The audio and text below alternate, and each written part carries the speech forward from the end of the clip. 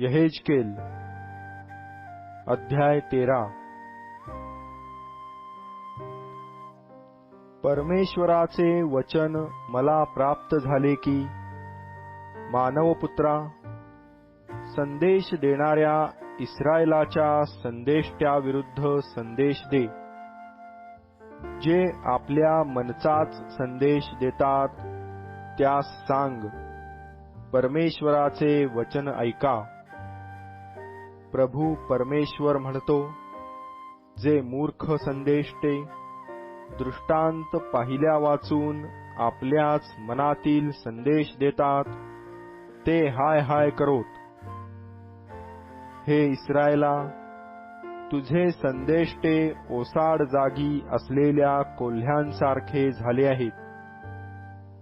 परमेश्वराच्या दिवशी युद्धाला तोंड देण्यास तुम्ही खिंडारात उभे राहत नाही, आणि इस्रायल घराण्याचा तट तुम्ही नीट बांधून काढीत नाही। परमेश्वराने त्यास पाठविले नसता, ही परमेश्वराची वाणी असे म्हणणारे पोकळ दृष्टांत व खोटा शकुन पाहतात, आणि शकुनाप्रमाणे खरोखर घडेल अशी आशा धरितात। तुम्ही निरर्थक दृष्टांत पाहिला, खोटा शकुन सांगितला, आणि मी बोललो नसता, हे परमेश्वराचे वचन असे तुम्ही म्हणता, अशी गोष्ट आहे ना? ह्याकरिता प्रभू परमेश्वर म्हणतो, तुम्ही पोकळ गोष्टी सांगता व खोटे दृष्टांत पाहता, तर पहा, मी तुमचा विरोध करीन, असे प्रभू परमेश्वर म्हणतो। निरर्थक दृष्टांत पाहणाऱ्या व खोटे शकुन सांगणाऱ्या संदेष्ट्यांवर माझा हात चालेल। माझ्या लोकांच्या मंडळात त्यांचा प्रवेश होणार नाही।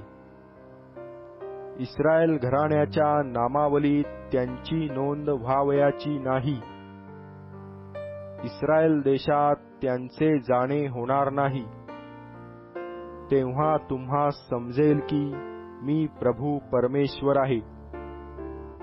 ह्याचे कारण हेच की त्यांनी माझ्या लोकास बहकविले आहे।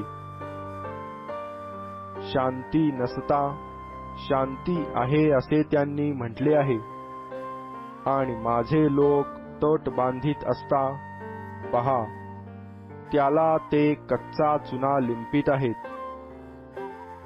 त्या कच्चा चुना लिंपणाऱ्यास म्हण, तट पडेल, जोराचा पाऊस लागेल। अहो मोठ्या गारांनो, तुम्ही पडाल, तुफानी वारा सुटेल।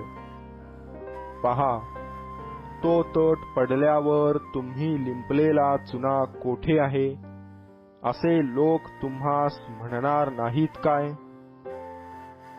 ह्याकरिता प्रभू परमेश्वर म्हणतो, आपल्या संतापामुळे तुफानी वारा सुटेल असे मी करीन।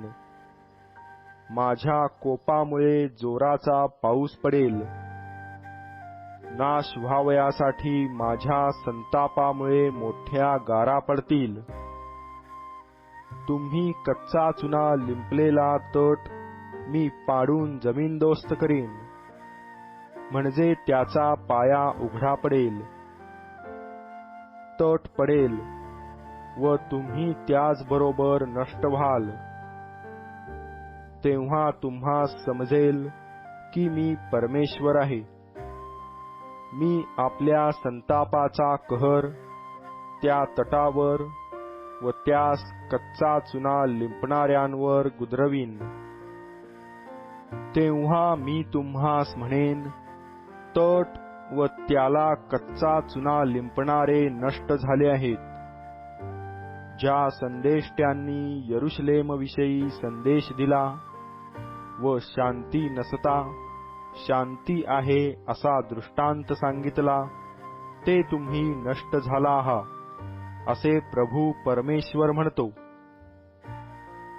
आणखी हे मानवपुत्रा, आपल्याच मनातील संदेश देणाऱ्या तुझ्या लोकांच्या कन्यांकडे तोंड करून त्यांच्या विरुद्ध संदेश दे.